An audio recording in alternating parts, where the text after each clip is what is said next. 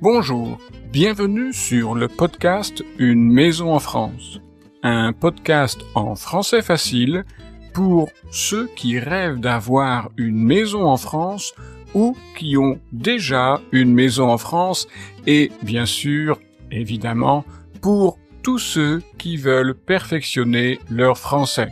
Et vous êtes nombreux. Je suis Jérôme, je suis professeur de français langue étrangère et j'écris aussi des livres pour vous qui apprenez le français. Chaque semaine, je lis un chapitre, ils sont tout petits, du roman en français facile « Les surprises du premier été ». Puis, je vous explique le français utilisé dans le texte. Dans ce nouvel épisode, Peter et Petra vont regarder de plus près leur grand jardin. Vont-ils faire des découvertes intéressantes? Dans la partie explication, je vais parler de mots qui désignent des formes géométriques.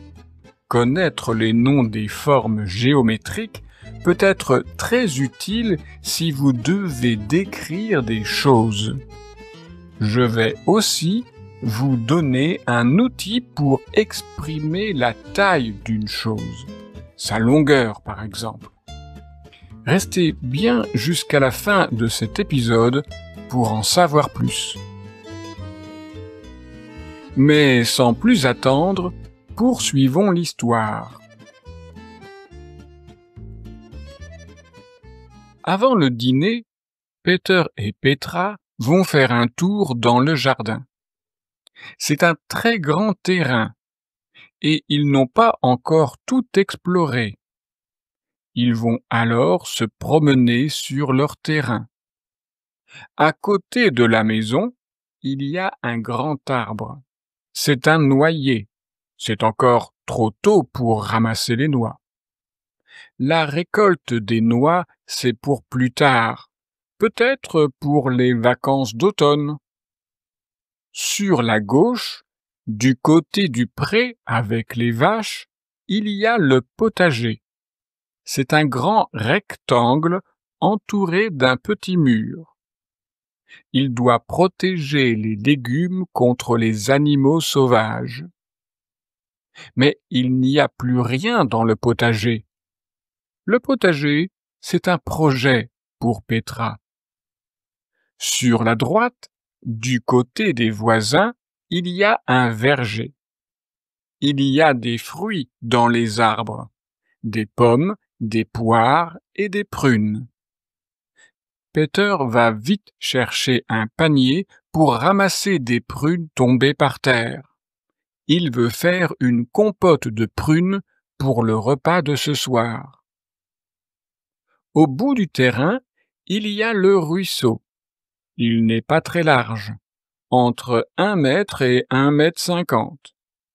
Peter se demande s'il y a des poissons dans le ruisseau. Et vous? Avez-vous des arbres fruitiers dans votre jardin?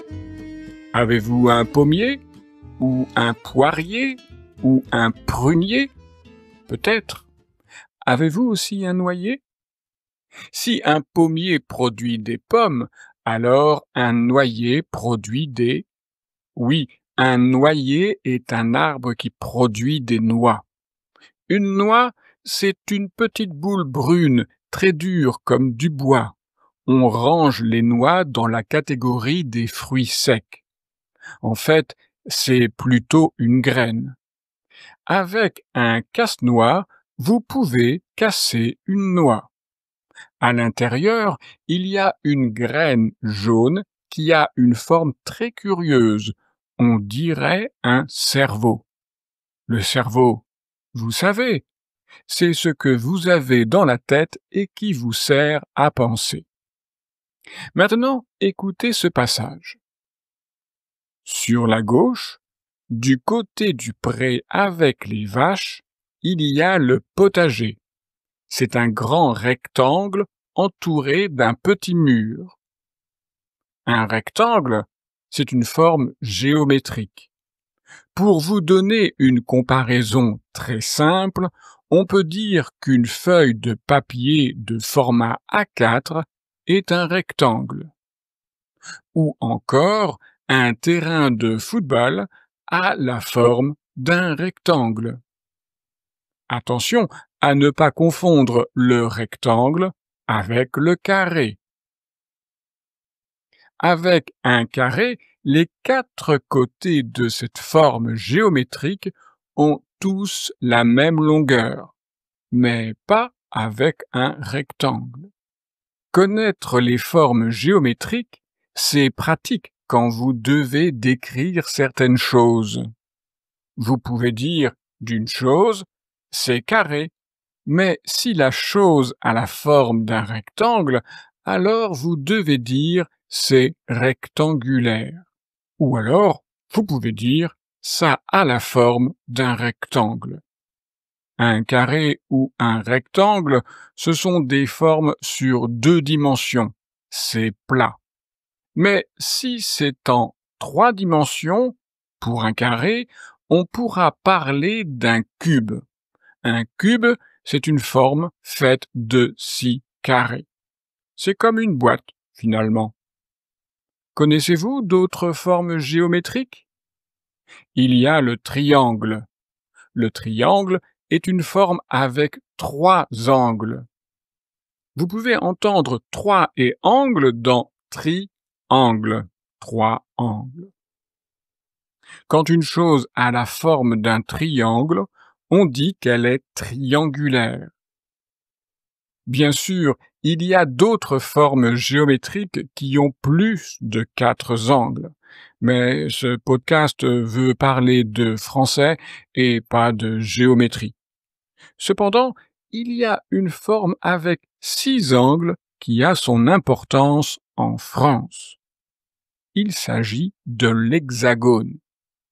L'hexagone est une forme qui a 6 angles et 6 côtés. On parle de forme hexagonale.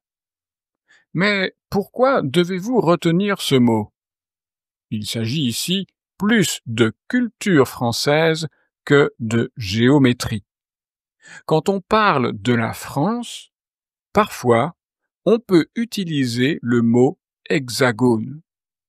Car si vous regardez une carte de la France, on peut y retrouver un hexagone. La forme du pays ressemble à un hexagone, c'est-à-dire une forme avec 6 côtés. Et donc, vous pouvez entendre à la radio, par exemple, des personnes qui utilisent le mot hexagone pour parler de la France. Dernière figure géométrique. Il y a le cercle. Un cercle, c'est tout rond. Il n'y a pas d'angle. On parle alors de forme circulaire. Mais vous pouvez dire tout simplement ça a la forme d'un cercle, ou encore plus simplement, c'est rond. Et si ça a la forme d'une sphère, vous pouvez dire c'est sphérique, mais plus simplement, vous pouvez dire aussi ça a la forme d'une boule. Un autre élément parfois utile quand on décrit quelque chose, c'est de donner des dimensions. Écoutons cet extrait. Au bout du terrain, il y a le ruisseau. Il n'est pas très large, entre 1 mètre et 1,50 m. Peter se demande s'il y a des poissons dans le ruisseau. Le mot mètre est ici facile à comprendre. C'est une unité de mesure quasi universelle. Ça mesure la longueur d'une chose. Dans le langage courant, on dit 1,50 m ou 3,49 m pour dire en fait 1 mètre et 50 cm ou 3 mètres et 49 cm. Le centimètre est l'unité plus petite que le mètre. Dans 1 mètre, il y a 100 cm, mais ça, vous le savez. Si vous ne connaissez pas la longueur exacte d'une chose, vous pouvez utiliser les mots environ ou l'expression plus ou moins. J'en ai déjà parlé à l'épisode 10. Mais vous pouvez utiliser aussi la préposition entre. Entre 1 mètre et 1,50 m. Ça veut dire que la chose décrite a une longueur, ici il s'agit de la largeur du ruisseau, qui va de 1 mètre, mais pas moins, à 1,50 m, mais pas plus. Vous n'êtes pas très sûr de la longueur ou de la largeur ou encore de la hauteur d'une chose, alors vous faites une estimation.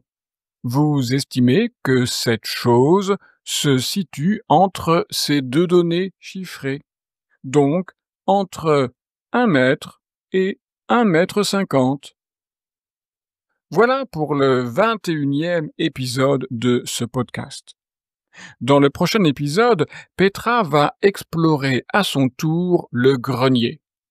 Va-t-elle y trouver un trésor? Vous le saurez au prochain épisode. Mais si vous ne pouvez pas attendre la semaine prochaine pour la suite des surprises du premier été, vous pouvez aussi acheter le livre papier ou l'e-book sur Amazon. Abonnez-vous au podcast pour ne rater aucun épisode. Et si vous aimez ce podcast, parlez du podcast à tous vos amis qui veulent aussi apprendre le français. Car plus il y a de personnes qui écoutent ce podcast, mieux c'est, n'est-ce pas? Partagez le podcast sur vos réseaux sociaux. Ce n'est pas très compliqué et ça me ferait très plaisir. Ah, encore une chose, n'oubliez pas d'écrire un commentaire sympathique si votre plateforme d'écoute le permet. Ce serait vraiment très chouette, ce serait très gentil. N'hésitez pas aussi à évaluer cet épisode avec 5 étoiles. Vos voisins français habitent à combien de mètres de votre maison? À 5 mètres? À 20 mètres? À 100 mètres de chez vous? Est-ce que la distance va vous empêcher de parler français à vos voisins? Je n'espère pas. Car, rappelez-vous, avoir une maison en France, c'est bien. Mais savoir parler français à ses voisins ou aux gens du village, c'est encore mieux. Si vous voulez perfectionner votre français, je peux vous aider avec mes leçons en ligne. Pour en savoir plus, vous trouverez mon adresse e-mail et mon site internet dans la description de cet épisode. Au revoir!